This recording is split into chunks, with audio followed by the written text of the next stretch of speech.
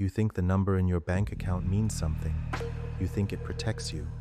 You have stacked enough zeros to feel untouchable, and that feeling right there is the most dangerous lie the system ever sold you. That number is not yours. It never was. It is a permission slip issued by institutions that can revoke it the moment the conditions change. You do not own your security. You are renting the illusion of it. Consider what happened every single time a crisis hit without warning. The supply chains fractured overnight. Shelves emptied in hours, not days. ATMs ran dry. Banks froze withdrawals with a polite notice and a customer service line that nobody answered. The masses, those same people who spent years accumulating paper, digits, and plastic credentials, stood in lines that stretched around the block, faces pale, hands shaking, unable to process a world that no longer honored their stored value. Their entire sense of safety dissolved in 72 hours. 72 hours. That is all it took to expose how thin the floor actually was beneath their feet.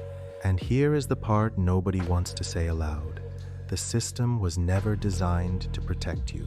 It was designed to keep you functional enough to participate. The moment your participation costs more than your contribution, the system reclassifies you as expendable. Your savings account does not change that calculation. Your mortgage documents do not change that calculation. The herd panics because it never understood the game.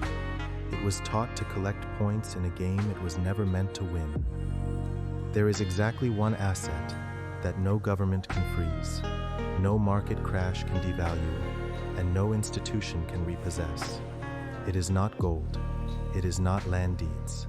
It is not a diversified portfolio sitting in some broker's offshore ledger.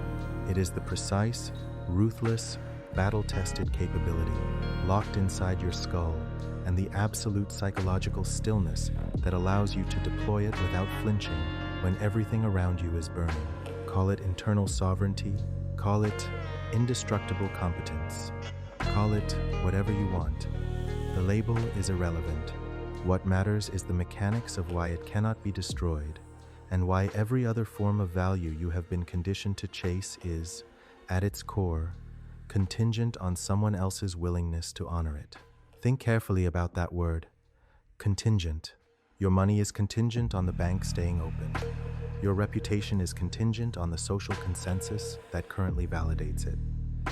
Your career is contingent on an industry that could be automated, outsourced, or legislated out of existence by Thursday morning. Every external form of value you possess exists only because a third party agrees, in this moment, to treat it as real.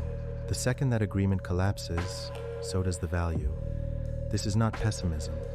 This is the cold architecture of how the world actually operates beneath the comfortable story it tells you. Now contrast that with a man who has spent years deliberately forging a specific, unreplicable competence. Imagine you have spent a decade mastering the ability to read a room with surgical precision to identify who in that room is performing confidence versus who actually possesses it, to detect the exact moment someone shifts from collaboration to extraction, and to adjust your position before they even finish the sentence that was designed to disarm you. That capability does not need a server to stay online. It does not need a central bank to validate its worth. You walk into a collapsed economy, a restructured organization, a foreign country where you know nobody, and that competence walks in with you, invisible, cold, and completely intact. Nobody can audit it. Nobody can tax it. Nobody can burn it in a market correction. The herd collects things. You become a thing the world cannot afford to discard. Here is where the psychological separation between you and the masses becomes absolute. The masses experience crisis as victimhood because they have outsourced their survival logic to the system. When the system stutters, they have no internal fallback. Their panic is not irrational, it is the completely predictable response of a person who never built an interior architecture. They were too busy performing the rituals of security, the retirement account contributions, the insurance premiums, the property ladder, the brand of car parked in the driveway that signals to the neighbors that everything is fine. They confuse the signal with the substance. They spent their entire productive life building a facade of permanence on a foundation that was always temporary. You do not mourn that. You observe it with the same detached clarity that a surgeon observes a preventable wound. It is not your tragedy. It is simply the cost of choosing comfort over capability. The Stoic individual, the one who operates from internal sovereignty, does not react to the crisis in real time. The work was already done, long before the shelves emptied, before the bank notice appeared, before the layoffs began. This person was systematically converting available time into sharpened skill, hardened judgment, and psychological immune response. Not because catastrophe was certain, but because dependence was always a form of surrender. The Stoics were explicit about this. The only domain that belongs to you entirely is your own faculty of reason and response. Everything else, money, reputation, relationships, physical comfort, sits in the category of the preferred indifferent, useful when available, irrelevant to your core operating state when removed. Marcus Aurelius ran an empire and still maintained this posture. He knew the empire could fall. He never confused ruling it with being dependent on it. That distinction is what separated him from every other emperor who fell apart when the external structures around them fractured. The practical execution of this is deliberately unglamorous. It means spending 30 focused minutes each morning drilling the specific competence that would make you valuable in 3 different economic scenarios, not just the current comfortable one. It means auditing every belief you hold about your own security and asking, with zero sentimentality, does this belief depend on an external system honoring its side of an implied agreement? If the answer is yes, that belief is a liability, not a comfort, a liability. It means training yourself to sit inside genuine discomfort, financial pressure, social isolation, the silence that follows a refusal without reaching for a distraction or a reassurance. Because the person who can remain completely functional inside discomfort is the person who cannot be controlled by the threat of it. And control through threat is the primary mechanism every manipulative system uses to keep you obedient.